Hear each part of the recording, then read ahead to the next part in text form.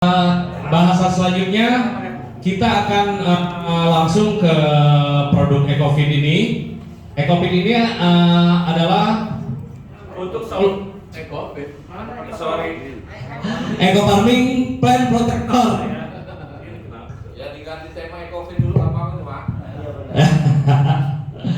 Nah, Eco Farming Plant Protector itu adalah solusi mengatasi sebuah hama dan penyakit tanaman tanpa resiko karena tidak mengandung racun dan bahan kimia, dan kandungan yang ada di dalam Eco Farming Plant Protector ini menggunakan juga jamur dan bakteri ya yang dikembangkan oleh PT BES untuk pengendalian hama dan penyakit tanaman. Nah, Bapak sekalian, mindset yang melekat di kalangan petani bahwa produksi tinggi harus dibarengi dengan penggunaan pestisida kimia sintetis secara masif sebagai satu-satunya cara ampuh untuk mengendalikan organisme pengganggu tanaman. Nah, hal ini akan berdampak buruk pada kesehatan lingkungan, hewan, manusia, dan menurunnya tingkat kesuburan tanah. Agensi hayati atau pengendali hama, agen hayati menjadi salah satu alternatif dan solusi terbaik untuk saat ini dan masa yang akan datang karena sifatnya yang aman, mudah dikembangkan, adaptif dan ramah lingkungan untuk pengendalian hama. Ya, nah ini faktor-faktor yang mempengaruhi peningkatan produktivitas atau komoditas pertanian dan perkebunan. Yang pertama, satu benih, ya, atau bibit unggul.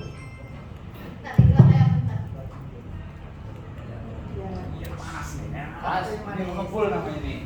Kopi manis. Kopi.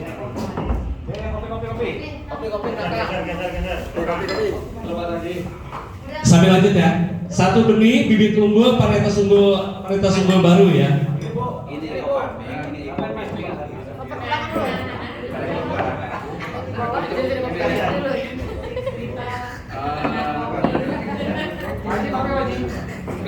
Kopi masih ada? Masih ada. Berapa lagi? Sudah. Nanti lagi. Udah, Pak Ji udah ngetes. Masih ada di bawah. Ayo lanjut. Yang kedua, ketersediaan bahan organik di lahan, ya, atau C organik ya. Yang ketiga, sinar matahari atau lamanya penyinaran. Yang keempat, teknologi mikroba. Yang kelima, pH tanah ideal ya, antara 6 dan 7. Kemudian yang keenam, salinitas atau kadar garam. Kemudian yang ketujuh, ketersediaan air. Yang kedelapan, kelembaban udara. Yang kesembilan, NPK berimbang, hara makro sekunder dan hara mikro dan JPT ya. Yang ke-10, jarak tanam ideal. Yang ke-11, pengendalian hama dan penyakit tanaman. Dan yang ke-12, pengendalian gulma. Yang ke-13, panen dan pasca panen. Ya, nah ini faktor-faktor yang mempengaruhi peningkatan produktivitas komoditas pertanian dan perkebunan. Ya, nah kemudian hama. Hama adalah organisme yang mengganggu dan menyerang apapun yang dibudidayakan manusia ya, sehingga dapat menghambat pertumbuhan dan perkembangan yang menimbulkan kerugian secara nilai ekonomis. Ya, hama dapat menyerang apapun pada budidaya pertanian, peternakan dan perikanan. Umumnya hama bisa dilihat secara kasat mata, baik itu berupa mamalia, kera, tikus dan lain-lain, ataupun serangga, ya, ulat, warang, belalang dan lain-lain. Kemudian ikan predator atau burung, ya, burung pipit, bangau dan yang lain-lain, atau moluska dan juga keong emas, ya. Nah kemudian sementara yang disebut dengan penyakit tanaman, ya, penyakit tumbuhan adalah gangguan yang disebabkan oleh mikroorganisme ya, mikroorganisme mikroskopis yang berupa virus, bakteri, kemudian jamur ya, protozoa dan cacing hematoda ya. Mikroorganisme mikroskopis ini juga menyerang bagian organ tumbuhan, baik bagian akar, batang, daun maupun buah ya. Nah, faktor penyebab tanaman terserang penyakit yang pertama adalah virus, bakteri, fungi, protozoa dan cacing hematoda. Dan ini adalah faktor penyebab tanaman terserang penyakit ya. Nah, kemudian bagian yang diserang oleh hama dan penyakit tanaman yaitu daun, buah, batang, dan akar. Ya. Nah, ciri tanaman terserang penyakit: tanaman terlihat layu, perubahan warna, kematian jaringan tanaman, ya, busuk pada batang, daun, atau buah. Kemudian tanaman mengalami hambatan pertumbuhan.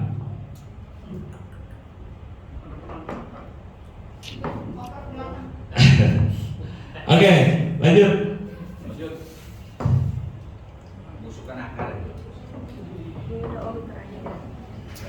Nah, pengertian agen hayati secara umum: setiap organisme yang meliputi spesies, subspesies, varietas, semua jenis serangga, nematoda, protozoa, cendawan, bakteri, virus, mikoplasma, serta organisme lainnya dalam semua tahap perkembangan yang dapat digunakan untuk keperluan pengendalian hama dan penyakit tanaman dalam proses produksi, pengolahan hasil pertanian, dan berbagai keperluan lainnya. Ya, pengertian agen hayati secara umum. Ya. Kemudian agen hayati dibagi 4 kelompok. Yang pertama agen antagonis, kemudian yang kedua agen entomopatogen, yang ketiga PGR, ya, plant growth promotion Ricobacteria, yang keempat predator dan parasitoid.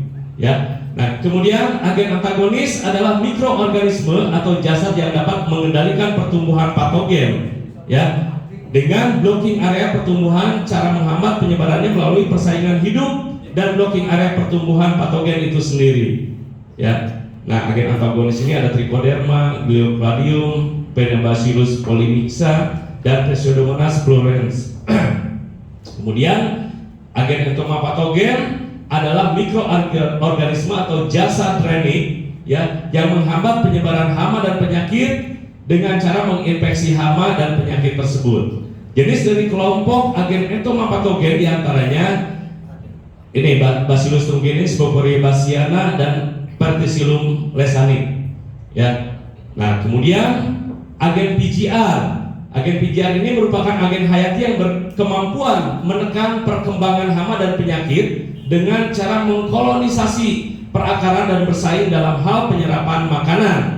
Ya, contoh mikroorganisme yang tergolong dalam agen PDR, Pseudomonas dan Bacillus laterosus parbodet. Nah, susah bacanya juga ya. Nah, kemudian predator dan parasitoid. Kelompok agen ini terdiri. Kelompok agen ini terdiri dari organisme yang mengendalikan hama secara langsung dengan cara memakan, menghisap, dan memangsa hama secara langsung. Ya, contoh dari kelompok ini adalah burung hantu, laba-laba, ular, tomcat, dan lain-lain. Ya, ini jenis predator parasitoid. Kemudian agen hayati ecoplant protector merupakan agen pengendali hama dan penyakit yang berbasis mikroorganisme, ya, tanpa menimbulkan resistensi pada hama, tanpa residu, dan ramah lingkungan. Ya. Kemudian manfaat ecoplant protector ini adalah untuk meningkatkan imunitas tanaman, ya, kemudian mencegah serangan hama dan penyakit tanaman, mematikan hama dan penyakit secara sistemik, mencegah sumber infeksi penyakit menyebar kembali, kemudian melindungi perkecambahan biji, umbi, dan akar-akaran dari sumber infeksi, kemudian tanpa residu dan ramah lingkungan. Ya. Nah, kemudian keunggulan agen hayati ecoplant protector ini berbentuk wettable powder, ya, berbentuk powder, ya, atau tepung 99% larut di dalam air dan mudah diaplikasikan. Kemudian eksistensi dan kinerjanya sangat absolut, akurasi dan presisi sehingga menciptakan efek turbulen yang membuat musuhnya terkoyak bahkan mati. Ya. Kemudian cara kerja bersifat kontak lambung dan sistemik. Kemudian tidak mengandung racun berbahaya, aman untuk tanaman dan manusia.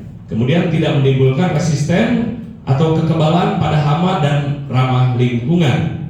Ya. Ini adalah keunggulan agen hayati ecoplant protector. Nah, kemudian kinerja agen hayati ecoplant protector, yang pertama antibiosis atau lisis, yaitu terjadinya penghambatan atau penghancuran suatu organisme oleh senyawa metabolik beracun yang dihasilkan oleh organisme lain. Kemudian kompetisi atau persaingan terhadap inang atau tempat hidup dan hara.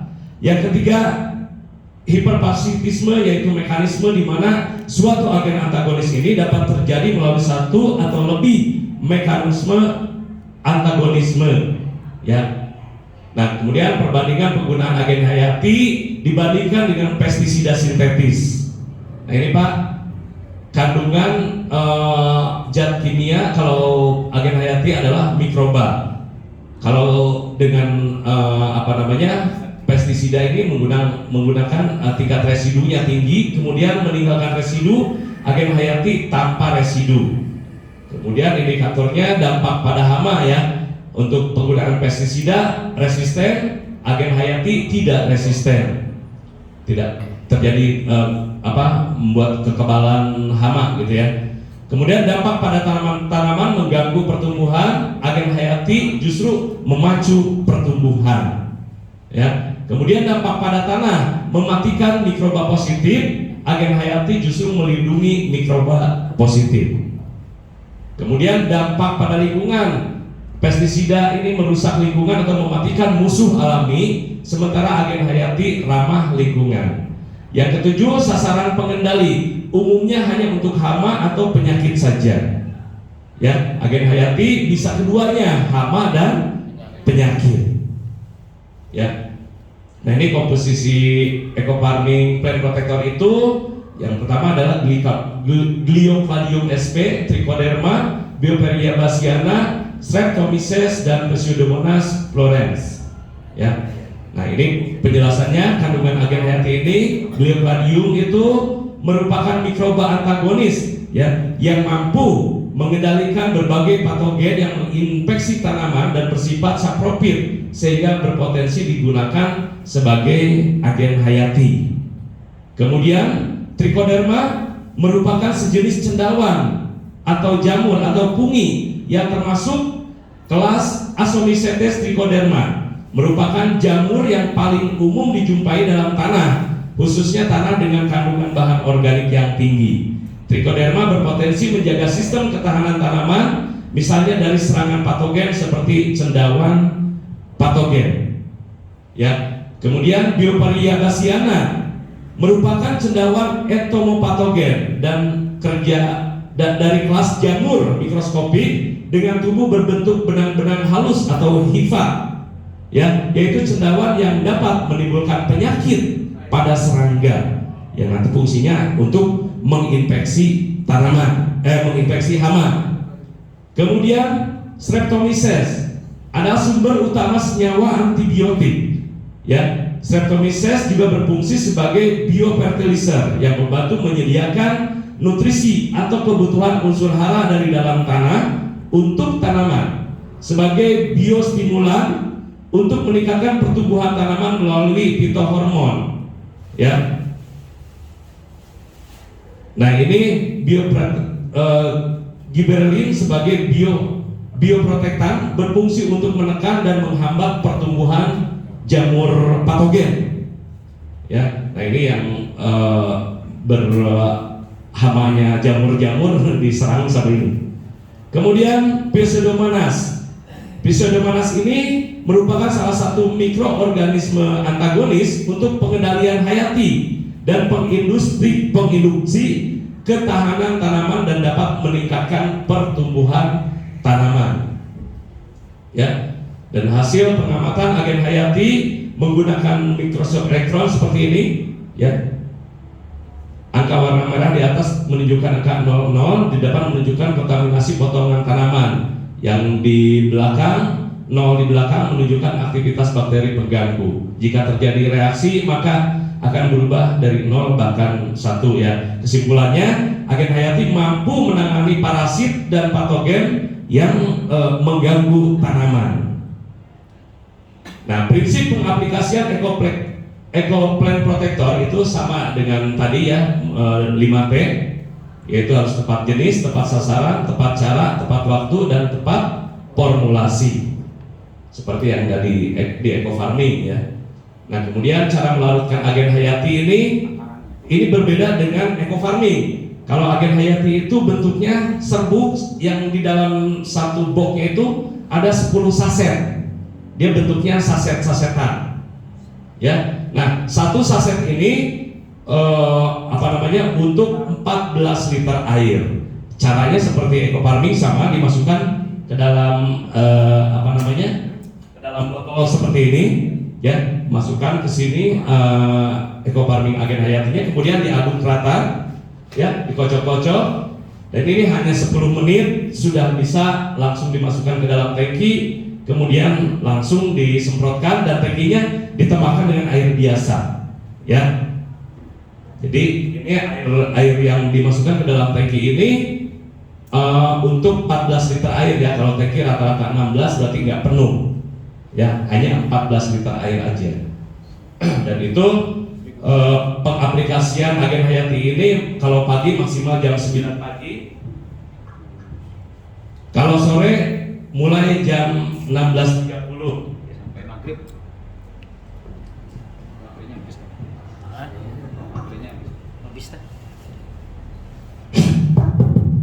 Nah, ini satu saset agen hayati dicampur 14 liter, diaplikasikan untuk luasan lahan 1000 meter. Jadi satu saset ini untuk mengcover 1000 meter persegi, ya. Satu saset ini untuk 1000 meter persegi.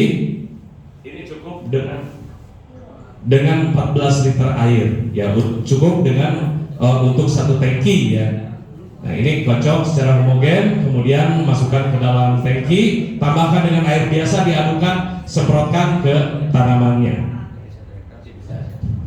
Nah, ini Assalamualaikum warahmatullahi wabarakatuh. Hari ini Rabu tanggal 6 Oktober 2021, saya berada di lahan padi Gogo, padi Huma, padi darat milik Bapak Ia di Kampung Rawabetik, Kecamatan Seputing, Surabaya, Lampung Tengah. Bapak Ibu sekalian, ini luas lahan sudah digarap. Luas lahan ini adalah 1 hektar berapa, Bu? 1 hektar setengah. Oh, jadi ininya 1 hektar, 1 hektar seperempat yang jadi lahan. Nah, ini Bapak Ibu sekalian, ini kita melakukan penyemprotan agen hayati yang akan disemprotkan 5 hari sebelum ditandur. Jadi agen hayatinya dulu yang kita semprotkan ke lahan. Tujuannya adalah untuk membunuh bakteri-bakteri jahat yang ada di dalam tanah. Nah, dengan agen hayati inilah makanya agen hayatinya disemprotkan dari awal. Ya, nah ini sudah dilakukan. Ini agen hayatinya sudah dicampur, diaduk dengan air biasa 1 saset untuk 1 botol ini, dan ini 1 botol ini nanti dicampur dengan 14 liter air, kayak 1 tangki tapi isinya 14 liter. Yang ini sudah dilakukan. Nah, itu seperti itu ya Pak ya, cara melarutkannya. Semprotnya Bapak ya. Semangat Pak Luas, semangat. Itu pencampurannya cukup dengan air biasa saja, tidak menggunakan air kelapa ataupun yang lainnya, cukup dengan air biasa ya. Karena bakteri dan jamur yang ada di dalam agen hayati ini sudah aktif ya. Nah, kemudian cara penggunaan agen hayati ini untuk jenis tanaman bisa dipakai untuk semua jenis tanaman. 1 saset dicampur 14 liter air dan diamkan 10 menit, segera aplikasikan ke seluruh bagian tanaman daun, batang dan akar. Nah, untuk tanaman kelapa sawit, kurma ataupun kelapa biasa itu 2 saset ya dicampur dengan 14 liter air, segera diaplikasikan ke seluruh bagian tanaman. Jika ini masih rendah, ya kalau udah tinggi mah nggak usah ya, itu cukup untuk di ininya saja, di batang pangkal pohonnya saja. Kemudian untuk treatment benih ini untuk jenis biji-bijian ini rendah maksimal 6 jam, 14 liter itu untuk 1 saset. Untuk jenis umbian rendah maksimal 2 jam ya, 14 liter untuk 1 saset. Kecuali bawang tidak diperkenankan untuk direndam ya, akan busuk ya. Jadi ini adalah treatment benih ini agar nanti benih-benih yang kita rendam dengan agen hayati ini bisa ditreatment dari serangan patogen sejak dini ya.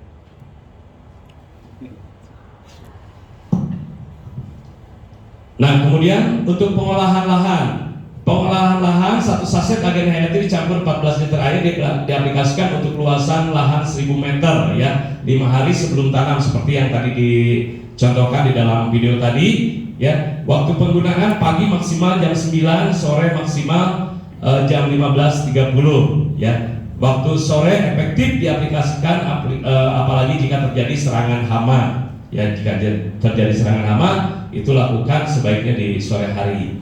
Kemudian jadwal aplikasi untuk pencegahan tanaman pangan palawija hortikultura 2 pekan sekali. Kalau untuk tanaman keras 3 sampai 4 pekan sekali. Ya. Nah, 1 pekan sekali untuk untuk pengobatan itu dilakukan 1 pekan sekali untuk semua jenis tanaman. Ya. Nah, ini Pak, ini adalah akibat dari mikroba atau bakteri yang ada di Eco Farming Plant Protector itu. Dia akan membuat dehidrasi jika kontak langsung dengan hamanya. Jadi hamanya akan kering kerontang Pak, seperti ini ya. Ini Pak yang sudah kita lakukan. Jadi dia mati dehidrasi gitu ya. Dia terkoyak jaringan sel-selnya terinfeksi oleh bakteri yang ada di Eco Farming Plant Protector itu yang tadi kita jelaskan. Nah itu Pak, itu penjelasan tentang agen hayati secara ringkas karena waktu saya ini untuk menjelaskan lebih detail ya, mungkin nanti bisa kita sampaikan lagi karena ini masih ada 2 bahasan lagi, EcoFit dan padi sikumpai. Nah untuk Eco Plant Protector itu yang tadi dijelaskan. Jadi intinya plant protector ini dia mengendalikan hama dan penyakit tanpa racun, tanpa bahan kimia, yaitu dengan memanfaatkan bakteri-bakteri dan jamur ya yang tadi dimasukkan ke dalam Eco Farming Plant Protector ini. Ya, jadi pengaplikasiannya sangat mudah, hanya dengan diaduk di air biasa saja tanpa harus menggunakan air pelarut ya, dan itu langsung diaplikasikan ke tanamannya ya. Kalau itu untuk ke tanaman, kalau untuk ke media tanam tugasnya adalah agar nanti kandungan bakteri dan jamur yang ada di Eco Plant Protector ini dia akan membunuh patogen-patogen atau bakteri yang tidak menguntungkan yang ada di dalam tanah ya, dibunuh dulu oleh Eco Farming Plant Protector. Sehingga dengan penggunaan Eco Farming Plant Protector ini, ketika ini sudah keluar, fungsinya adalah 5 hari sebelum tanam, kita mau menanam apapun juga itu semprotkan dulu Eco Farming Agen Hayati untuk membunuh bakteri-bakteri jahat yang ada di dalam tanah ya. Kemudian dilanjutkan 2 hari kemudian baru Eco Farmingnya yang disemprotkan ke media tanam ya, sehingga fungsi dari mikroba Eco Farming tersebut dia akan bekerja tanpa terganggu oleh patogen, tanpa terganggu oleh bakteri-bakteri jahat yang ada di dalam tanah. Ya. Sebentar, ini ada pertanyaan dari sini nih. Ada, tunggu dulu Pak. Lanjut aja dulu Pak. Bentar. Iya. Pertanyaan banyak dan waktu nggak memungkinkan. Iya. Hanya satu aja. Di sini dibikinkan grup, nanti grup aja. Iya. Jadi langsung aja. Baik, sebaiknya begitu ya. Ini masih waktu. Oke, baik, nanti ya Pak Heri dibikinkan grup kita ini untuk sesi tanya jawabnya ya. Biar nanti waktunya bisa cukup untuk membahas yang lainnya. Baik, kita lanjutkan. Ini selanjutnya kita Pak Heri, punten itu yang EcoFit.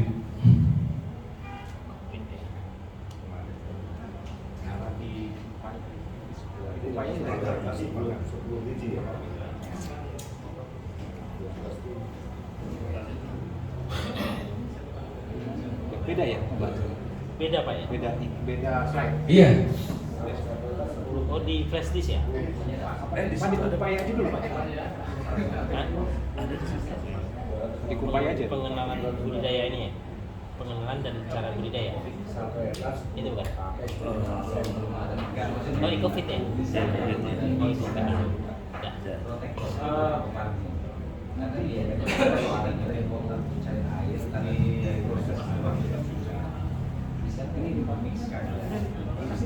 Nah itu kita lanjutkan ke Ecofit ya Pak ya.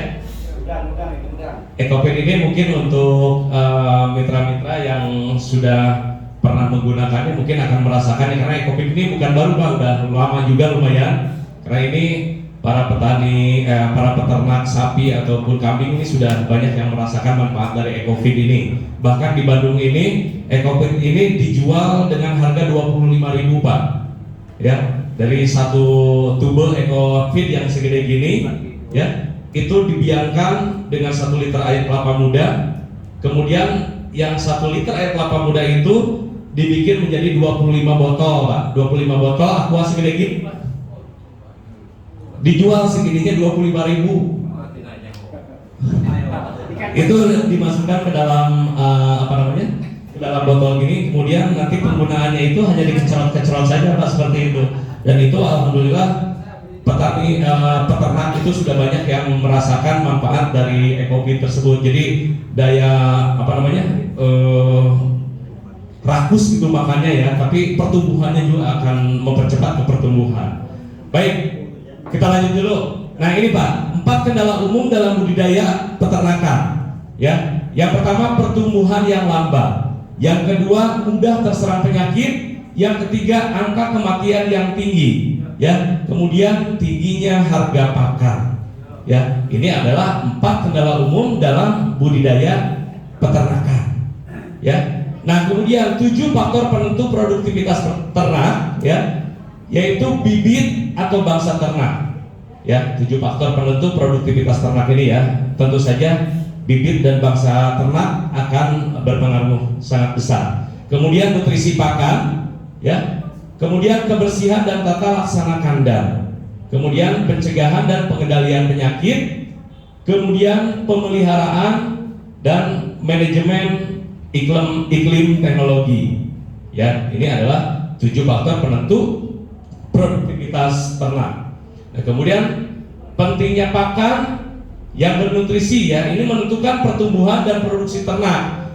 Komponen biaya produksi terbesar dalam ternak 70% ya, itu akan menentukan untung atau rugi usaha peternakan. Ya. Nah, kemudian pakan ternak. Pakan utama rumput, jagung, aneka hijauan, bijian, bekatul, dedak. Kemudian pakan pelengkap atau suplemen.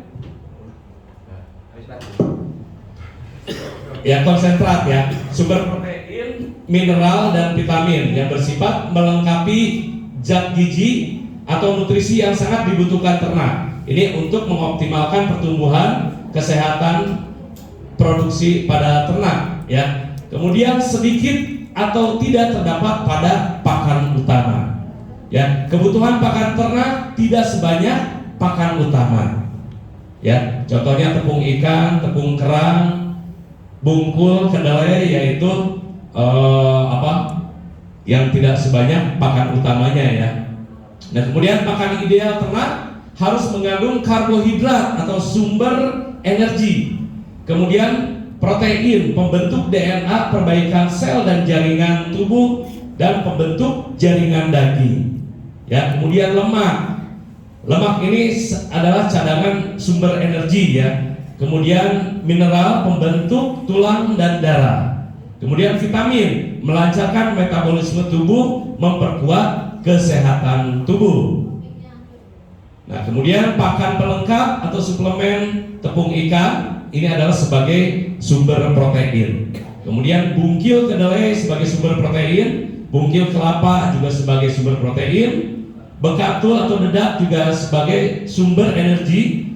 Kemudian cacahan singkong atau ketela pohon juga ini sebagai sumber energi. Pakan sumber vitamin dan mineral ada yang pakan jadi ya. Kemudian pakan sumber vitamin, mineral dan protein adanya di Ecofit ya. Nah, kemudian Ecofeed ini adalah terobosan terbaru inovasi dan teknologi pakan, karena Ecofeed ini mengandung suplemen untuk ternak yang bersifat organik dan mudah tercerna di dalam saluran pencernaan ternak. Nah, kemudian komposisi Ecofeed ini yang pertama asam amino atau protein, ya, ini yang mengandung arginin, histidin, isoleucin, leucin, lisin, methionin, threonin, fenilanin, triptofan dan valin. Mineral-mineralnya ini semua, ya. Kemudian polarity fatty acid atau asam-asam lemak, asetat, propionat dan bitirat. Kemudian vitaminnya A, D, E, K, C, B. Ya, ini adalah komposisi yang ada di Ecofeed. Nah, kemudian vitamin dan mineral ini untuk meningkatkan kerja dari sistem pencernaan pada tubuh ternak, kemudian mengaktifkan metabolisme dalam sel, kemudian menjaga keseimbangan asam basa di dalam tubuh. Nah, kemudian protein membantu dalam pembentukan dan perbaikan sel-sel tubuh, kemudian meningkatkan kuantitas, kualitas dan kesehatan ternak. Ya. Nah, nilai lebih teknologi pakan Ecofeed adalah memacu pertumbuhan ternak pedaging, kemudian meningkatkan bobot dan kualitas daging, ya, mengurangi kandungan kolesterol, kemudian meningkatkan enzim pencernaan dan meningkatkan nafsu makan, ya. Nah, kemudian nilai lebih teknologi pakan Ecofeed ini mengandung hormon pertumbuhan alami untuk mempercepat pertumbuhan, kemudian meningkatkan kekebalan tubuh dan kesehatan ternak, kemudian meningkatkan penampilan ternak, itu bulu cerca, ya. Kemudian mengurangi bau kotoran dan menekan angka kematian. Ya. Kemudian nilai teknologi pakan Ecofeed terbuat dari bahan-bahan alami, digunakan untuk berbagai komoditi ternak, ya, ruminansia dan non ruminansia dan ikan. Kemudian telah banyak digunakan peternak dan petambak. Kemudian telah teruji secara laboratorium dan lapangan di lembaga penelitian instansi pemerintahan dan swasta. Nah, manajemen pakan pada penggemukan sapi, kemampuan sapi untuk mengubah bahan pakan baik hijau maupun konsentrat menjadi daging. Kemudian pakan diberikan 2 kali sehari berupa pakan hijauan dan konsentrat. Kemudian pakan hijauan diberikan sebanyak 10% dari berat badan sapi per hari. Nah, konsentrat diberikan sebanyak 1-2% dari bobot tubuh per hari. Konsentrat diberikan terlebih dahulu, baru kemudian pakan hijauan atau jerami kering. Ini jumlah disesuaikan dengan kondisi lapangan. Nah, contoh campuran konsentrat penggemukan: bekatul dedak 15% ini sebagai sumber energi, bungkil kelapa 10% sebagai sumber protein juga, kemudian tepung gaplek cacahan singkong 25% ini sebagai sumber energi, kemudian polat atau tepung gandum, jagung, giling 20% sebagai sumber energi, tepung ikan 10% sebagai sumber protein, kemudian mineral mix dan vitamin 2% tambah produk Ecofeed, yaitu garam 1% sebagai sumber mineral. Kemudian kulit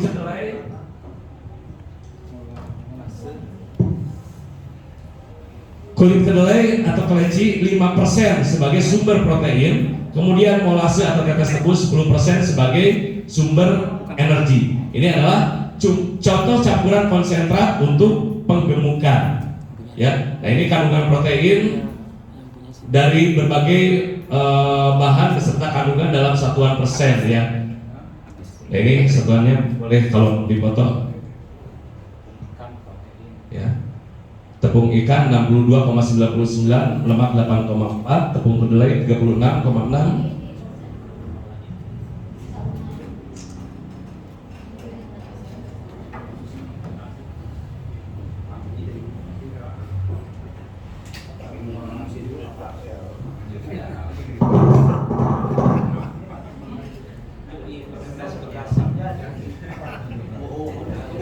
Cek.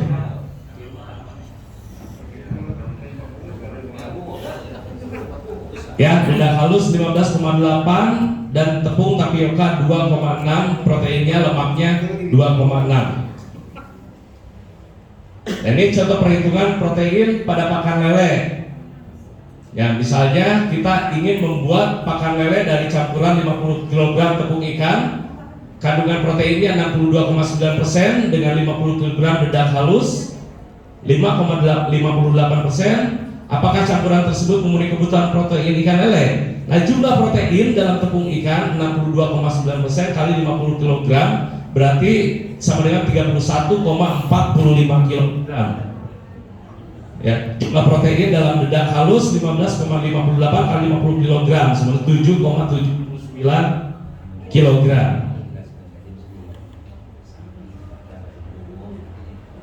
Ya, jumlah total protein dari tepung ikan dan dedak halus 39,24 kg. Artinya dari total berat bahan baku 100 kg didapat protein 39,24 kg. Ya, dan adonan tersebut adalah protein. Hal ini mencukupi untuk pakan lele, di mana minimal tersedia kandungan protein kasar sebanyak 30%.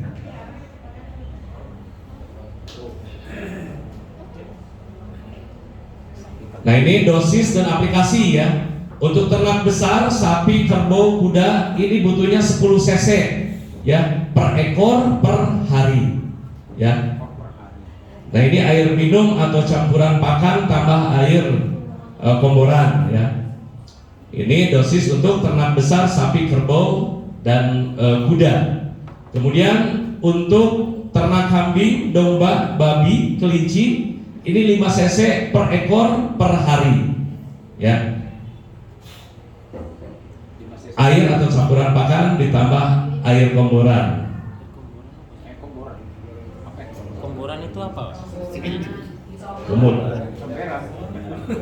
Komboran bukan comberan. Komboran apa ya komboran?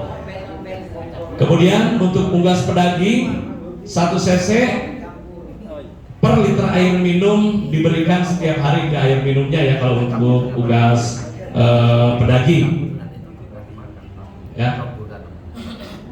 Ini 1 cc per liter air minum diberikan setiap hari. Kemudian ini unggas petelur ya. Unggas petelur itu 1 cc per liter air minum diberikan 3 hari sekali kalau untuk unggas petelur. Kemudian untuk ikan dan udang ini 4 cc sampai dengan 8 cc per kilogram pakan. Ya, ini untuk perairan darat ya, disemprotkan pada pakan. Ya, jadi bukan disemprotkan ke apa namanya? Ke air kolamnya ya, tapi dicampurkan, dibibiskan ya ke pakannya, diaduk ya. Nah, ini adalah dosis dan aplikasi untuk EcoFit. Dan nanti untuk produk EcoFit ini kita apa namanya, sekarang nanti ada namanya EcoFit Base ya, dan itu kandungannya tidak jauh berbeda dengan EcoFit ini ya. Nanti untuk masalah produk nanti bisa dengan Pak Eri untuk apa namanya dibicarakan lebih jauh tentang EcoFit dan EcoFit Base ini ya. Yang jelas EcoFit ini sudah banyak dipakai oleh para petani, terutama untuk para petani ternak dan juga udang ya, kebanyakan yang di pinggiran untuk apa namanya, untuk udang ya. Dan itu udang itu biasa dipakai untuk petani tambak udang. Untuk lahannya itu biasanya pakai eco farming yang disemprotkan dulu sebelum dikasih air. Tujuannya itu untuk menghidupkan plankton ya, yang akan menjadi makanan benur, yang akan menjadi apa namanya, bibit-bibit udang yang memang belum bisa makan pakan gitu ya. Makanya ada di apa namanya, di plankton yang tercipta dari eco farming yang difermentasi 3 malam, dan itu disemprotkan ke apa namanya, ke lahannya, ke tanahnya, belum ada airnya ya. Itu dibiarkan selama 1 minggu, kemudian setelah itu baru dikasih air dan bisa dimasukkan apa namanya, benurnya Ya, itu saya rasa kalau petani udang biasanya sudah ngalamin sendiri. Bapak yang petani udang ya, ngalamin apa seperti itu ya Pak ya. Nah ini untuk untuk pakan tambahannya ya biasa seperti pakan yang biasa Bapak pakai, tapi ini ada penambahan ekofin itu dibibiskan Pak, ditambahkan ke pakannya ya. Dosisnya ini Pak 4 cc sampai dengan 8 cc per kilogram pakan ya. Nah ini yang dibibiskan pada pakannya. Kemudian Pakai air kelapa apa air biasa itu Pak? biasa. untuk ininya, untuk Larutan. untuk pembiangannya ya itu bisa pakai tadi air kelapa muda ya, ataupun dengan air tebu ya, atau dengan air biasa pun ini diaduk, dibiarkan. Itu ekofin ini bukan mikroba seperti yang ada di eco farming ya. Nah ini karena di dalamnya itu adalah sumber nutrisi untuk ternak. Artinya dalam satu fermentasi, satu aplikasi itu bisa digunakan Bisa disimpan. sekian hari gitu. Bisa disimpan lah ya.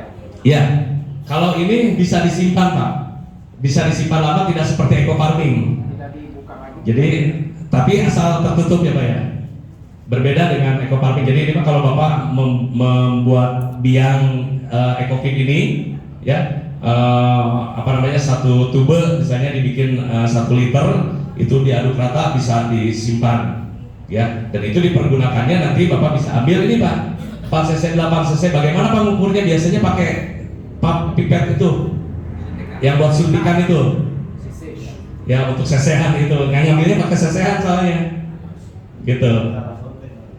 Nah, nanti bisa diatur lah untuk ininya Pak. Iya Pak. Pak, tadi ada perbedaan antara air dan molase atau air logat. Ya. Apa sih manfaatnya di antara tiga itu? Yang mana yang lebih bermanfaat, lebih bagus? Maksudnya dari hasilnya lebih bagus yang mana? Jadi patokan yang tertinggi bagi kita. Iya.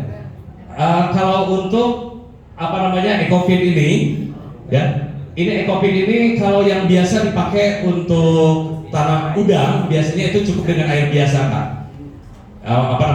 Pembiangannya. Kalau untuk ikan, lele gitu ya. Kalau untuk sapi sama kambing itu menggunakan air kelapa, mungkin ada dari zat air kelapanya sendiri Pak yang yang dibutuhkan untuk kebutuhan ternaknya. Tapi kalau udang apa aja?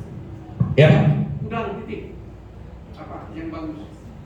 Cukup dengan air biasa Pak untuk udang. Udang. Ya. Tidak seperti domba atau kambing. Kerbau. Biar ada patokan pas gitu maksudnya. Iya. Cukup dengan air biasa kalau untuk udang dan ini ikan ya.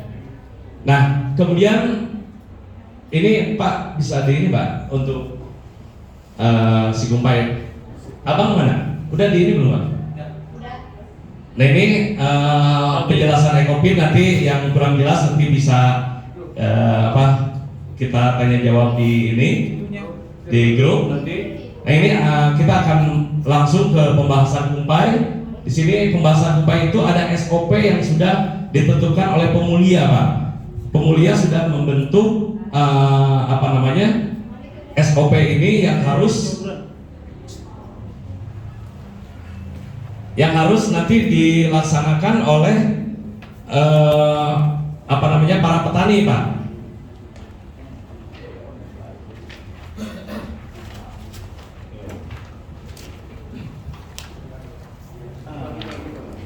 Sudah Pak.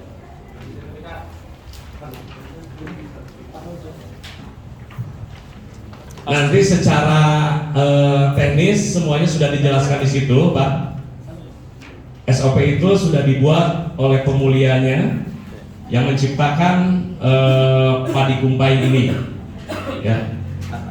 Nah ini kita langsung ke materi pengenalan dan cara budidaya padi unggul varietas kumpai. Dan ini potensi panen ini di atas 15 ton per hektar Pak, ya. Nah ini Udah semua. Wis. Oke, sudah semuanya Pak ya.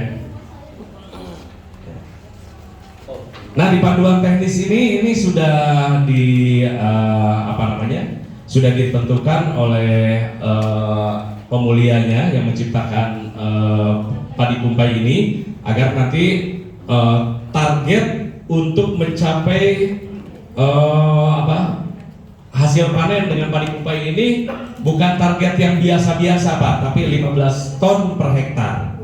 Ya. Nah, ini padi kumpai ini yang membuat sebagai pemulianya itu adalah yang menciptakan Eco Farming Agen Hayati tadi, yaitu Bapak Dr. A.F. Saifuddin ya. Nah, itu nanti untuk penjelasan lebih rinci di dalam SOP ini ada semua ya. Nah, kemudian padi kumpai ini Pak, ini mempunyai kelebihan dari padi-padi biasa. Dia satu malai padi itu, bulir padi yang keluar dari satu malai padi itu sampai 500 butir Pak.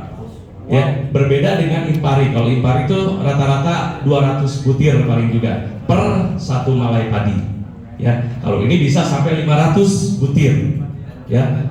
Nah, ketika kita mempunyai target untuk mencapai 15 ton per hektar, itu ada langkah-langkah yang harus dilakukan oleh petani, yaitu dengan SOP yang sudah ada di yang Bapak dibagikan ini ya, semuanya itu harus dijalankan atau dikerjakan ya, langkah-langkahnya. Nah, kemudian ini skema teknik penanaman padi kumpai berbeda dengan yang biasa-biasa Pak ya. Ini skema teknik penanaman padi kumpai ini varietas kumpai ini jangkung badan Pak, tinggi gede ya, berbeda dengan yang padi-padi biasa. Nah, padi kumpai ini Pak, jenis padinya itu sama dengan Impari 32 Pak ya, jenis padinya premium ya. Kemudian dari rasanya juga, kemudian dari tekstur padinya juga itu tidak jauh dengan Impari 32 ya, lonjong panjang Pak ya. Dan kemudian skema teknik penanaman padi kumpai ini menggunakan sistem penanaman papat kalimat tunggal ya. Papat kalimat tunggal kalau di bahasa Sunda itu papat kalimat pancer Pak. Jadi sistem tanamnya seperti ini Pak ya. Jadi ini ukuran per ininya 40 kali 40 cm Pak ya. Karena dia memang gede Pak ininya, badannya gitu ya, padinya itu besar. Dan ini untuk pembuatan caplakannya saja ini Bapak bisa menggunakan benang atau ya benang dengan kayu aja Pak, karena untuk memudahkan penanaman padi kumpai ini. Papat kalimat pancer itu adalah, atau papat kalimat tunggal itu adalah sistem penanaman yang sistem penanamannya ini di satu titik ujungnya ini ditanam 5 Pak ya, 5 titik. Yang tengah-tengahnya itu ini adalah sentralnya, di tengah-tengah ini nih ya, ini 1, 2, 3, 4, 5, dan jarak dari antar pohon ini 7 cm ya, jarak antar pohonnya. Jadi ditanamnya itu di ujung-ujungnya sini Pak, berbeda dengan penanaman padi biasa ya, karena dia besar. Dan ini dengan sistem teknik penanaman padi kumpai seperti ini akan membuat jumlah anakan pun lebih banyak gitu ya. Nah, kemudian untuk untuk legowonya pun gede Pak, legowonya 80 cm. Boleh Pak Eri ya pinjam itunya ya, Apa itu? Tulis. papan tulis biar ini Mak. Spidol. Udah dibawa spidol. Udah itu. Oh, udah. Spidol. Spidol yang gede banget ini. Penghapus. Itu aja yang kecil tuh. Udah gede ya. Tarik. Satu lah. Tarik. Nah ini Pak, jadi teknik penanaman padi kumpai ini dia menggunakan legowo 80 cm. Itu semuanya sebetulnya sudah ada di SOP-nya Pak. Jadi saya jelaskan lebih rinci, jadi Bapak nanti pada saat baca SOP sudah nggak bingung lagi gitu, ya. Nah ini Pak, jadi sistem tanamnya itu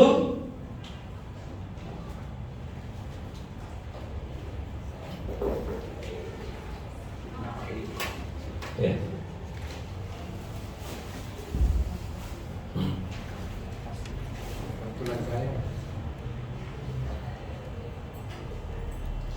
Nah ini legowonya ini Pak, di sini jarak antar ininya.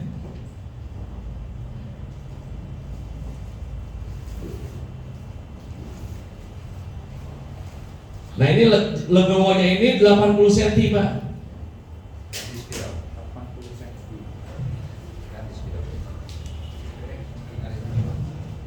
Jadi ini gede sekali gitu ya legowonya ini. Ya. Nah ini jarak antar ininya 40 cm kali 40 cm. Nah ini sistem penanamannya pun ini dari sistem apa namanya untuk legowonya ini ya, untuk pembuatan legowonya ini adalah arah mata angin Pak. Jadi untuk menghindari rubuh ya. Jadi ini kalau ini timur, barat, utara, selatan. Boleh, kita sebelah kiri. Sebelah sini. Sebelah kiri. Utara sama selatan ini kembali. Barat, timur, Nah, iya betul. barat, timur, benar, selatan, utara. Nah ini untuk legowonya itu Pak, legowonya itu di sini Pak. Itu utara dan selatan. Oh benar, ini berarti gini. Nah jadi si ininya itu menghadap si apa namanya legowonya itu menghadap utara dan selatan. Legowonya mati satu Pak ya. Mati sebaris ya. Iya ini 1 2 3 legowo, 1 2 3 legowo gitu Pak. Mati satu. Iya mati satu. Nah ini adalah skema teknik penanaman padinya. Nah kemudian treatment benih Pak. Treatment benih pun berbeda dengan apa namanya treatment benih biasa. Karena dalam treatment benih ini, nah ini kebayang nggak Pak untuk ininya caplakannya? Jadi caplakan ini sengaja dibuat seperti ini Pak, biar mudah untuk menanamnya. Ini kan 1, 2, 3, 4, 5 ya. Kemudian 1, 2, 3, 4, 5 gitu ya. Itu untuk caplakannya Pak. Nah kemudian untuk untuk padi kumpai ini ya, pada saat pengolahan lahan itu kita harus siapkan bedengannya juga Pak. Jadi setelah pengolahan lahan nanti Bapak siapkan bedengannya, dan bedengannya pun berbeda dengan penanaman padi biasa. Ini bedengannya itu menggunakan 20 meter persegi Pak. Jadi seperti itu, 20 meter persegi untuk bedengan untuk pembinihan ya Pak ya. Nah, jadi katakanlah ini 1 meter kali 20 cm. Nah 1 meter kali 20 cm itu ya, satu bedengan gitu, itu untuk 1 kilo Pak. Jadi jarang-jarang apa sih satu bedengan ini nih, satu bedengan gini 1 kilo Pak. Jadi jarang-jarang ininya penebaran benihnya. Nah, ini maksudnya adalah nanti agar tidak terjadi penumpukan benih, ya. Dan di situ akan benih yang akan keluar jadi lebih cepat besar. Kemudian di dalam kumpai ini, kalau padi biasa 20 hari ya baru di replanting atau dipindahkan dari dari pembinihan ke tandur ya, tandur. Kalau ini hanya 12 hari, Pak. Ya. 12 hari, berbeda dengan padi biasa. Ya. Ini padi kumpai ini 105 hari umurnya, Pak. 105 hari setelah tanam. Artinya kalau dibandingkan dengan Impari 32 itu kan rata-rata 90 hari, Pak. Ya, tapi ini masa tanamnya 20 HSS. 20 hari setelah semai baru dipindah, ditandur. Kalau ini 105 HST itu adalah 12 HSS ininya. Jadi 12 hari setelah semai di replanting atau ditandur, gitu ya. Ya, nah kebayang ya Pak ya. Nah ini apa tujuannya dikasih jaring-jaring seperti ini? Ya, jaring-jaring seperti ini karena pada saat benih ditebar ini rawan dimakan burung, ya. Makanya ditutupin kayak gini tuh biar nggak habis dimakan burung. Kemudian tikus juga doyan, Pak. Ya, makanya ditutupin kayak begitu. Nah, kemudian treatment benih. Treatment benih pun berbeda dengan benih-benih biasa, Pak. Ya. Treatment benih yang menggunakan padi kumpai ini 1 kilo benih itu airnya air biasanya itu air redamannya itu 1 liter. Berarti kalau Bapak menanam punya bibitnya 5 kilo, direndamnya di 5 liter air. Nah, yang berbedanya apa? Dalam treatment benih si kumpai ini air untuk rendaman si bibitnya ini itu menggunakan garam, Pak. Ada penambahan garam. Garamnya itu 1 liter 1 sendok makan. Ya, 1 liter 1 sendok makan. Berarti kalau 5 liter 5 sendok makan. Itu sampai sampai kalau misalnya kita masukin telur ke air yang ada garamnya itu ngambang telurnya. Ya. Nah, itu berbeda dengan penggunaan treatment benih padi biasa. Ya. Nah, kemudian treatment benih ini dilakukan 18 jam, itu direndam dengan air garam ini selama 18 jam. Kemudian setelah 18 jam diangkat, ditiriskan, ya. Kemudian masukkan lagi ke rendaman, boleh dengan air ini ataupun diganti airnya. Tapi air berikutnya diberikan eco farming plant protector atau agen hayati tadi, ya. Nah itu rendamkan lagi selama 6 jam ke cairan atau air yang sudah ada agen hayatinya, ya. Nah ini direndam 6 jam dengan agen hayati, kemudian berarti 18 tambah 6 24 1 hari ya. 1 hari kemudian angkat, ditiriskan selama 12 jam. Ya, selama 12 jam sampai 4 jam. 12 jam jika Bapak menanam padi kumpai ini di darat atau di di ladang ya, lahan gogo ya, padi gogo dengan cara ditajuk seperti itu, ya. Nah itu tidak boleh lama-lama ininya pada saat sudah ditiriskan dengan yang terakhir menggunakan agen hayati itu tidak boleh lama-lama ditiriskannya supaya tidak keluar perkecambahan karena akan ditajuk kalau ditajuk.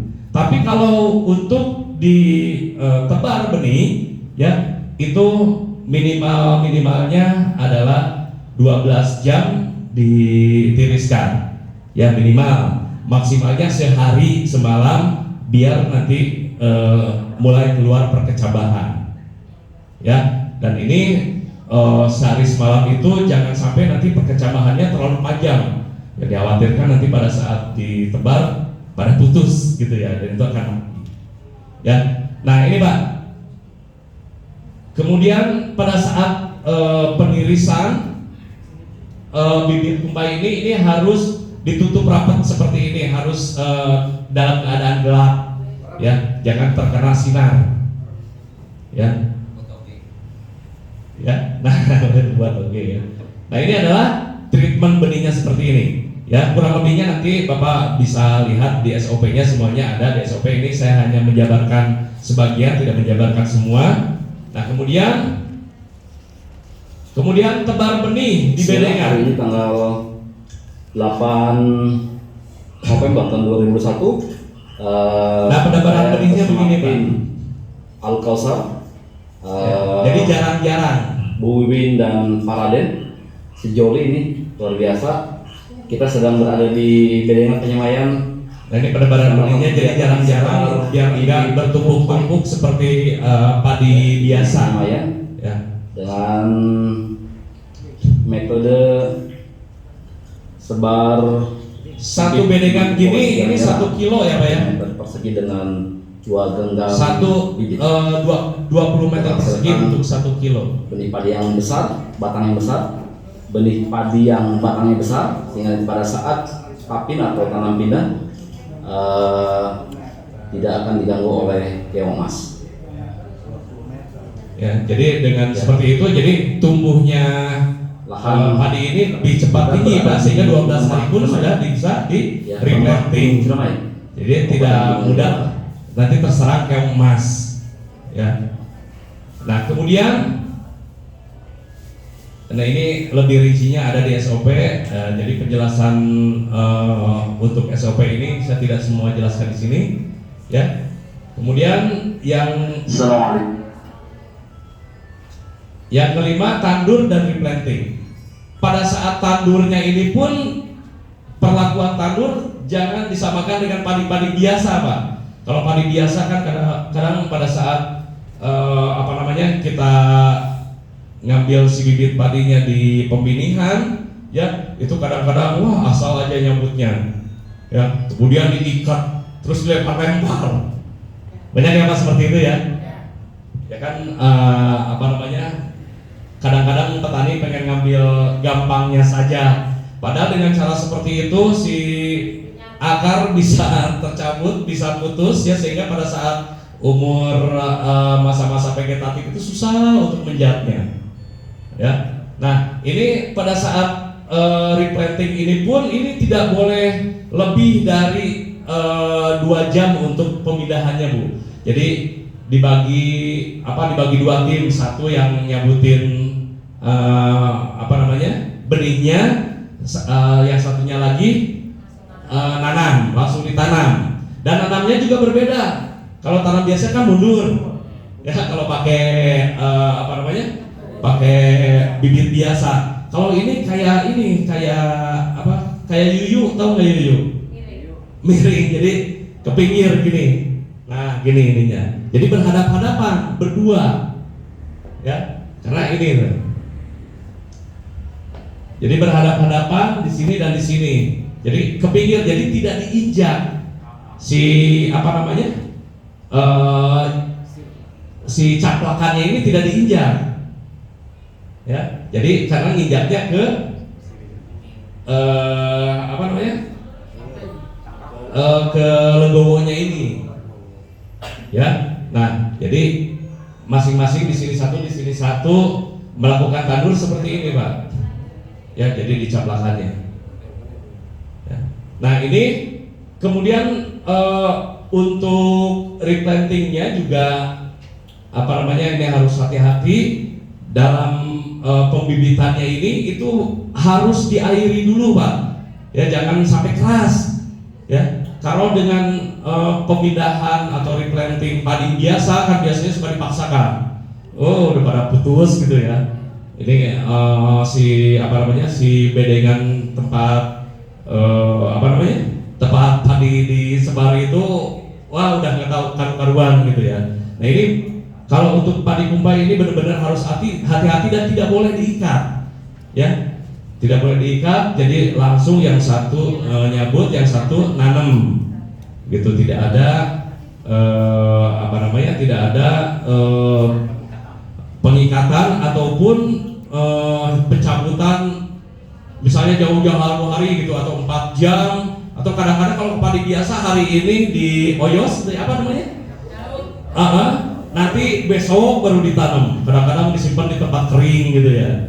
Makanya kalau usia 1 minggu itu susah banget gitu kelihatan si padi itu tumbuh gitu. Nah kalau di sini enggak, ya, berbeda. Kemudian yang keenam, lakukan aplikasi pemupukan pengendalian hama sesuai SOP, ya. Jadi di SOP tersebut sudah dijelaskan untuk pengaplikasian pemupukan yang harus dilakukan, ya. Nah di sini ini tadi di ini enggak, Bang? Ada ya. Nah itu ya ada ya.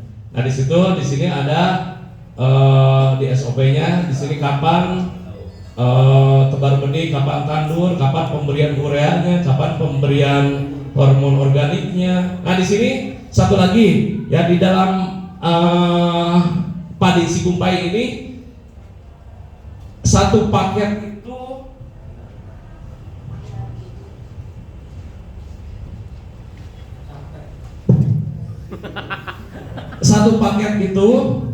satu paket itu harganya itu 300.000. Satu paket itu bibit padinya 1 kilo, kemudian di dalamnya itu sudah ada hormon organik, ya. Hormon organik itu apa? Hormon organik itu pemacu untuk pertumbuhan vegetatif dan generatif, ya. Itu yang disemprotkan ke dan di sini penggunaan eco farming untuk padi kumpai ini hanya dilakukan untuk tanah saja, untuk media tanam saja, ya. Dan untuk pemberian nutrisi ke tanaman.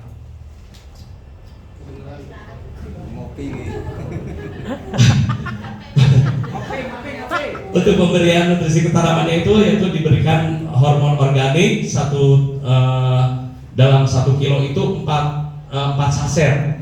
Jadi hormon organik itu 1 saset untuk 2 tangki, Pak. Ya. Nah nanti penjelasan hormon organik nanti kita di grup lah, kita jelaskan lagi tentang hormon organik ya. Nah ini Pak, makanya di sini kalau Bapak lihat di sini penggunaan eco farming itu hanya di media tanam. Ya, nanti Bapak bisa baca-baca untuk lebih jelasnya lagi ya. Nah ini sistem operasional ini adalah sudah dilakukan percobaan, sudah dilakukan uji coba, dan hasilnya ini bisa mencapai 15 ton, sehingga target padi si kumpai ini adalah 15 ton, sehingga Bapak Ibu pada saat menggunakan padi si kumpai ini targetnya bukan target biasa-biasa, sehingga perlakuannya pun luar biasa, berbeda dengan yang biasa-biasa. Dan ini adalah padi masa depan yang dikeluarkan oleh PT BES, ya, dan itu akan menjadi untuk peningkatan produktivitas pertanian. Walaupun kita punya lahan sedikit, tapi hasilnya bisa banyak, ya, dengan varietas padi si kumpai ini. Nah kemudian ini fase pertumbuhan vegetatif dan generatif si kumpai. Nah ini yang sudah dilakukan ini pada saat umur 3 hari setelah tandur pun sudah segede gini, Pak. Ya, karena di pembimbingannya pun 12 hari itu udah tinggi, Pak. Ya. Ini umur 9 hari udah seperti ini, ya, udah jumlah anakan pun sudah mulai tumbuh. Umur 12 hari isi anakannya sudah mulai banyak tumbuh. Ya. Kemudian nah ini umur 18 hari ini sudah seperti ini Pak, umur 18 hari. Beda Pak, beda jauh dengan padi-padi biasa. Gitu ya, pertumbuhannya memang luar biasa dan tidak membutuhkan air yang banyak Pak kalau padi sikumpai ini. Kenapa? Karena di darat pun bisa ditanam. Gitu. Jadi tidak, Itu bedanya. itu dia. Bisa. Iya. Bisa di polybag pun bisa dipakai. Yang tidak bisa itu di ubin Pak. Kalau di ubi bisa ya. Nah ini Pak, jadi padi sikumpai ini dia yang pertama hemat air, ya. Ini bisa dilakukan airisasinya itu bisa dilakukan seminggu sekali. Seminggu ada airnya, seminggu tidak ada air gitu. Ya, seminggu ada air, satu hari misalnya dalam ya. Minggu libur, seminggu perek. Gitu. Jadi tidak memerlukan air yang banyak karena ini juga bisa ditanam di darat, gitu. Ya. Nah ini padi sikumpai ini luar biasa. Selamat pagi, ini padi sikumpai umur 18 hari. Suara siapa? Orang Jawa. 18 hari. Bukan orang Sunda, itu orang Jawa. Suaranya beda. Ini dibuat Jajar Legowo 3, 4, 5 pancer. Ini anakannya sudah berapa ini? Coba hitung umur 18 hari. 1, 2,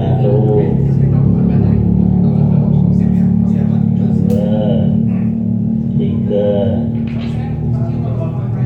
4. Jadi padi kumpai ini umur 18 hari ini sudah bisa anakan enggak jauh beda dengan padi-padi biasa Pak. Kalau padi biasa itu umur 18 hari belum bisa anakan seperti ini Pak. 11, 12, Nah kemudian 13. ini umur padi kumpai 40 hari Pak. Ya.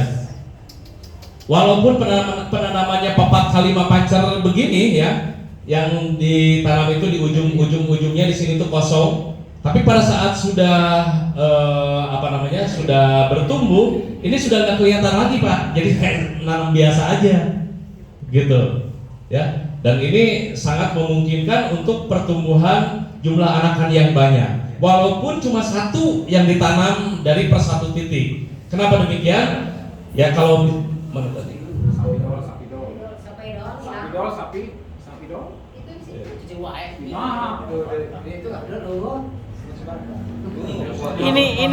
Ini spidol. Ada. Nah ini bisa nih. Ini gede ini. Connect kan. Enggak fokus lagi nih. Oke. Itu aslinya spidolnya kecil itu. Itu gara-gara dikasih connect jadi gede spidol. Dan walaupun ditumbuh di sini cuma 1, 2, 3, 4, 5. Ini nanamnya itu satu-satu Pak. Ya. Dan ini umur 12 hari itu udah enak nanamnya. Jadi memang udah si padinya itu keras. Gitu. Jadi nanam satu-satu pun di sini udah enak yang nandur itu ceret. Tancepannya enak tancepannya. Ya tancepannya nggak kayak padi biasa, nggak lemes gitu. Nah, ini dari satu titik ini tuh artinya sama aja dengan kita menanam satu dapuran 5 pohon, ya. Dan ini karena di sini leluasa 40 cm, dia akan jumlah anakannya tuh bisa banyak banget gitu Pak. Sehingga pertama karena dari anakannya banyak, kemudian dari dari sikumpai ini ya satu malai padi itu potensinya sampai 500 butir per satu malai padi. Ya sehingga tinggal dihitung Pak. Ya sehingga di sini targetnya adalah 15 ton per hektar. Sehingga memang walaupun agak tidak seperti biasa, Tapi insya Allah kalau ini sudah dilakukan sepertinya bisa Pak. Ya, tidak ada yang sulit. Karena hanya membedakan cara saja, cara penanamannya saja yang berbeda. Ya. Bagaimana dengan lahan yang di daerah rawa, sehingga ini suatu saat kan air ini pasang naik. Bagaimana dengan air yang begitu besar, begitu banyak, sulit untuk dikurangi. Jadi Pak ini bagaimana dengan posisi air seperti ini Pak? Untuk caplakannya ya Pak ya, untuk membuat caplakannya. Nah, Apa tujuannya Pak? Lahannya dari atas ada, dari bawah ada air. ya artinya tergenang air kan? Ya. Tergenang air tidak bisa bikin caplakan ya. Itu sofa, harus sofa. Nah itu Pak, masalahnya hanya di lahan yang memang lahannya tergenang air seperti itu. Susah untuk ininya untuk percis pengen seperti ini. Ya, paling juga Bapak bisa mengira-ngira dengan menggunakan tambang, misalnya ditarik untuk untuk legowonya saja 80 cm kan bisa pakai tambang tuh. Ya mungkin ditanamnya nggak bisa percis seperti ini. Nggak mungkin bisa. Tahan roboh. Iya Pak. Tanah biasa. Ini tahan roboh Pak. Tahan roboh gede Pak. Jadi walaupun gede dia si akarnya pun gede gitu bawahnya. Nancep keras si tegak berdiri Pak.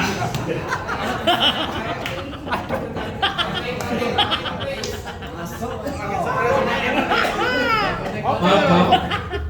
Iya Pak. Jadi maksudnya kalau airnya ini kan banyak. Satu dia terhadap angin tahan, tidak roboh. Iya. Kemudian ketika buah ini banyak, si batang ini kokoh atau lentur. Nah ini Pak perlu dijelaskan. Tergantung minumannya. Ya. Itu si pohonnya kokoh Pak. Keras. Nggak gampang roboh. Makanya dibuat teknik seperti ini bisa saling mengait Pak. Jadi saling saling menguatkan, menjaga gitu. Kemudian di padi Sikupai ini ada benderanya Pak. Ya, jadi ada daun bendera yang bertujuan untuk mengusir burung tanpa harus pakai kocek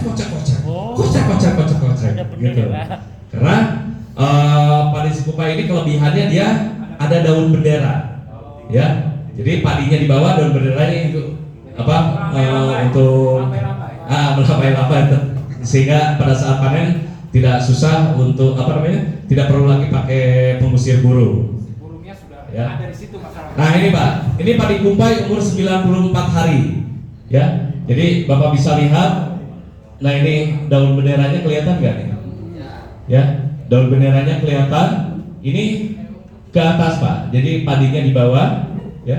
Dan ini benar-benar si malai padinya itu panjang Pak, ya. Jadi satu malai padi ini rata-rata 500 butir, rata-rata. Ada yang lebih, ada yang kurang, tapi nggak kurang banyak, nggak kurang lebih, ya. Nah ini Pak, sehingga dengan padi Sikupai ini dia si daun padinya pun dia lebar-lebar gitu, berbeda dengan yang biasa. 5 cm. Ya. Nah ini umur 103 hari. Assalamualaikum warahmatullahi wabarakatuh. Waalaikumsalam. Ini orang Kumpe 103 HST ini suara siapa ini? dipanen Kok mentingin suaranya? Mulyasari Majenang Cilacap Oh Cilacap. tanggal Sabtu 6 November 2021. Hah, Ini baru. sudah tidak ada temennya sudah panen semua. Kemarin tanamnya juga agak ketinggalan. Ini jadi banyak burung, banyak dimakan burung. Alhamdulillah cukup bagus, cuman banyak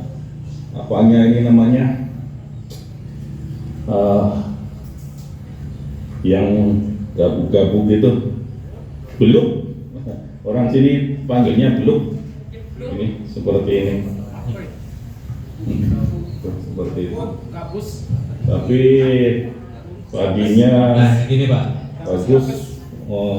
Kalau yang lain sudah panen, kita tinggal sendirian, ya sudah hamanya nyerbu semuanya ke sana. Itu berlaku untuk semua tanaman apapun juga, termasuk kumpai. Perlu di Ya, jika maksimal lagi. tinggal kita doang sendirian, Tanahnya. sudah, Pak. Itu hama akan semuanya ke ladang Siapkan kita. sebelum tanam.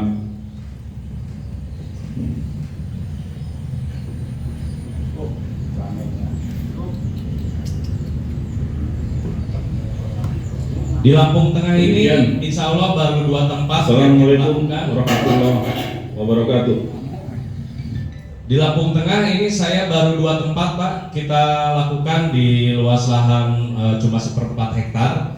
Insya Allah nanti hari ini sudah usia 14 hari ya, dan itu nanti kita akan sharekan, videokan tentang hasil yang di Lampung Tengah ini. Alhamdulillah itu sudah umur 14 seperti yang tadi Pak ya, rata-rata pertumbuhan dari tanaman padi kumpainya.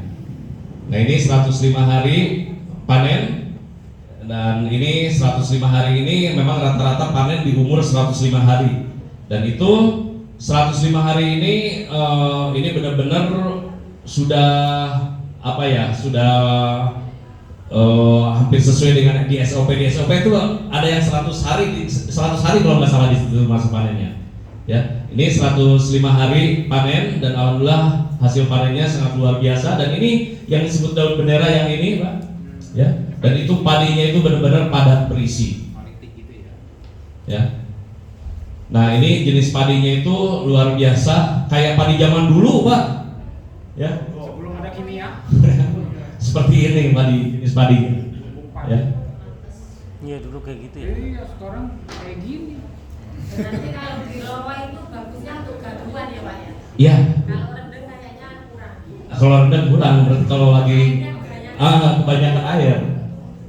Nah ini berasnya putih bersih seperti ini, dan ini nggak jauh beda dengan Impari 32 si jenis padinya. Kemudian ini hasil dari padinya ya, bersih, bulir padinya benar-benar udah persis kayak Impari 32, panjang-panjang ya. Dan ini jenis padinya premium, dan ini bisa bisa membuat para petani nantinya bisa berjaya nih dengan padi jenis varietas si kumpai ini ya. Tentu saja pasti ini akan membuat yang lahannya sedikit pun hasilnya bisa banyak ya Pak ya. Nah, kemudian ini buat teman-teman, ini adalah nasi kumpai ya. Ini nasinya seperti ini Pak. saya komen itu kok kenapa gak banyak fakta ya. Kayak ketan ya. Ternyata kalau kita masak ini, itu dia nasinya itu kelihatan itu lebih bagus, warnanya pun juga lebih putih bersih, dan seperti ada minyak-minyaknya atau mengkilat. Rasanya pun juga strukturnya lebih halus. Struktur rasanya lebih halus ya, lebih halus dan lebih kenyal, lebih gurih. Ini saya masaknya itu di rice cooker atau magicom. Ini rasanya lebih gurih ya. Ini kalau kita makan itu, makan coba nasinya aja ya, itu rasanya memang beda sama pada padi konvensional lainnya ya. Jadi nah ini nasi si kumpai, jadi biar ada bayangan nasinya seperti apa, seperti ini. Tidak seperti ketan Bu, tidak seperti ketan nggak lengket gitu juga, nggak lengket. Kayak kayak Impari lah, nggak jauh beda rasanya. Ya. Nah itu saja pembahasan tentang si kumpai. Untuk lebih rincinya nanti Bapak Ibu bisa lihat di SOP ini. Nanti di SOP ini ada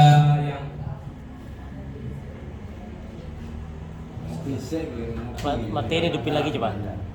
ada yang kurang dipahami di SOP ini, nanti bisa kita ngobrol di grup ya Pak ya, tentang padi sukumpai ini. Nanti di situ ada SOP dari awal pengolahan lahan sampai pemanenan. Dan satu hal dalam pemanenan yang harus dilakukan pada saat panen itu jangan melakukan panen di pagi hari. Ya, bukan masalah bun. Belum sarapan masalahnya. Padi itu ada masa tidurnya, Pak. Ya. Itu masa tidurnya padi itu dari jam 6:30 sore sampai jam 4 menjelang mau sholat subuh. Ya, dia akan bangun setelah menjelang sholat subuh itu sampai sampai pagi nanti jam 9 sampai jam 10 itu masa-masa fotosintetis, ya. Dan itu pada masa-masa itu si nutrisi pada saat masa tidur nutrisi itu turun ke bawah. Ya, jadi bukan ada di padinya, bukan ada di buahnya sampai pagi itu. Ya. Nah, kemudian pada saat menjelang pagi itu si nutrisinya mulai naik lagi sampai nanti pada saat masa fotosintetis dia naik lagi ke bulirnya, ke buahnya.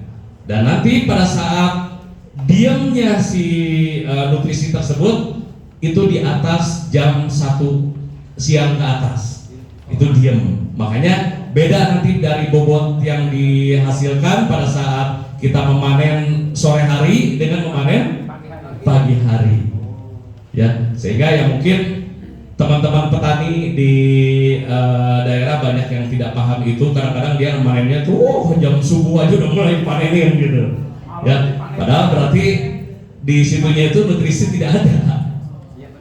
Jam 1 sampai jam berapa? Kejar target. Jam 12 siang. Iya. Sampai sore. Iya, sampai sore, Pak. Ya, pokoknya masa tidurnya itu jam 6:30 ke atas. Gitu.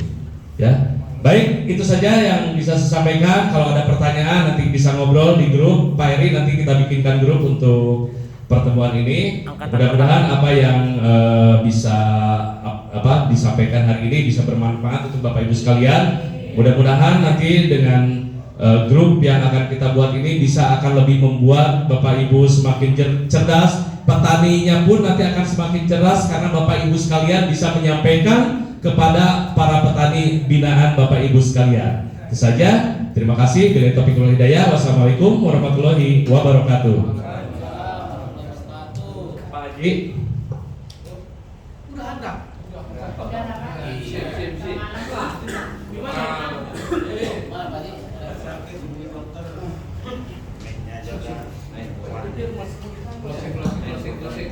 Closing ya.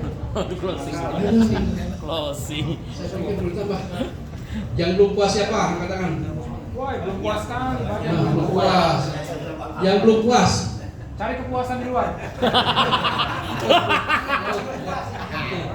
Lapak ini. Diskusi mau sekarang, mau besok, mau lusa. Jangan ditunda. Jawabannya mau sekarang, habis maghrib. Di grup aja. Di grup. Rumahnya jauh-jauh Pak. Rumahnya jauh-jauh kasihan. Ya, saya itu memberikan kepuasan. Dan sampai puas, sampai matang, pulang itu tinggal yes gitu maksud saya. Kalau di rumah udah puas, bingung nanti. Oke, gimana? Di grup aja Pak. Ada pertanyaan lain? Cukup. Yang katakan cukup, angkat tangan semua. Jangan ada satu pun yang tertunda. Saya belum cukup. Ya, oke, terima kasih. Saya akan memberikan waktu yang seadil-adilnya maksud saya. Saya akan memberikan kepuasan yang sepuas-puasnya. Saya akan memberikan kejelasan yang sejelas-jelasnya. Jangan sampai ada keraguan. Kenapa? Saya katakan tadi dari awal bahwa kita ada yang diharapkan outputnya nanti. Kalau BTP nggak ada puasnya Pak. Bukan. Masyarakat yang dipuaskan oleh kita itu jangan sampai tadi terjadi kegagalan. Nah, gitu loh maksud saya. Nah, diskusi, pengertian diskusi ke grup ya, ke grup Pak mana Pak? Pak Herman. Kalau mau minta petunjuk atau kita kan ada diskusi langsung ya, konsultasi langsung ke mentor ya. Nah, itu bagaimana tata caranya? Nah, apakah saya minta waktu dulu di WA, baru telepon, gitu kan? Jangan sampai kita udah teleponan nggak angkat, di WA nggak balas-balas gitu. Sehingga ada kedongkolan di hati. Kedongkolan itu merusak jiwa. Lebih baik ini loh, ngomongnya belak-belakan gitu loh. Ya, betul nggak? Setuju nggak? Nah, apalagi yang diharapkan kita ini ujung tombak, ya kan? Ujung tombak yang di lapangan yang berhadapan langsung dengan masyarakat. Jangan sampai ada kitanya jadi diburu-buru orang, disalah-salahkan orang, betul nggak? Ya. Nah, untuk itu jangan tanggung-tanggung.